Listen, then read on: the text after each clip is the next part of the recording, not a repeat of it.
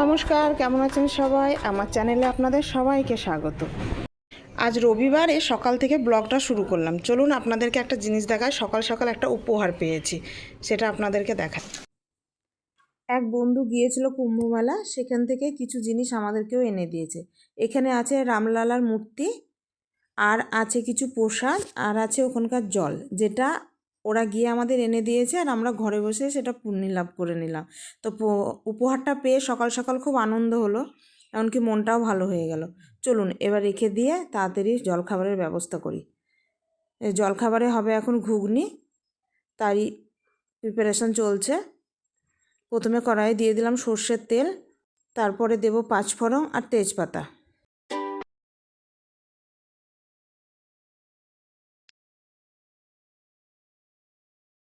পেঁয়াজ কুচি, টমেটো কুচি সব দিয়ে দেব।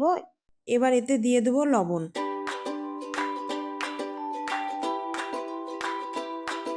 মশলা করতে গিয়ে দেখছি কারেন্টটাই নাই, এবার শিলপাটাতে মশলাটা আমাকে বেটে নিতে হবে।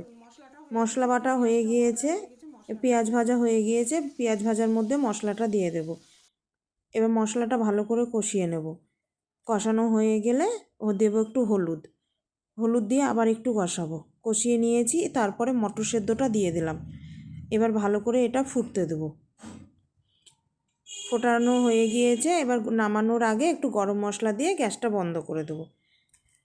এবার জলখাবারের মুড়ি ঘুগনি সবার জন্য বেড়ে নিলাম। এবার তাড়াতাড়ি করে চলুন জলখাবারটা দিয়ে দিই, তারপরেই বসাবো দুপুরের রান্না।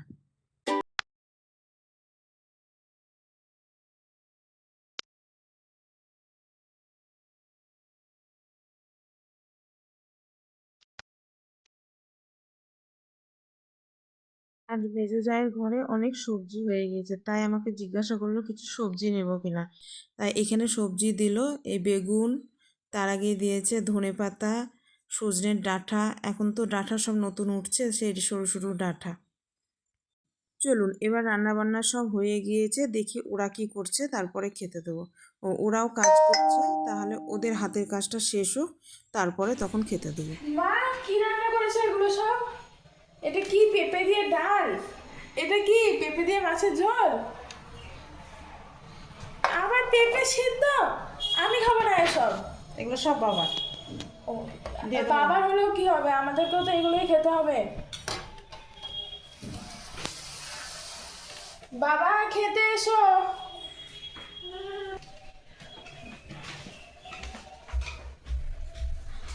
ও ওয়াও, ডালটা বাবার না।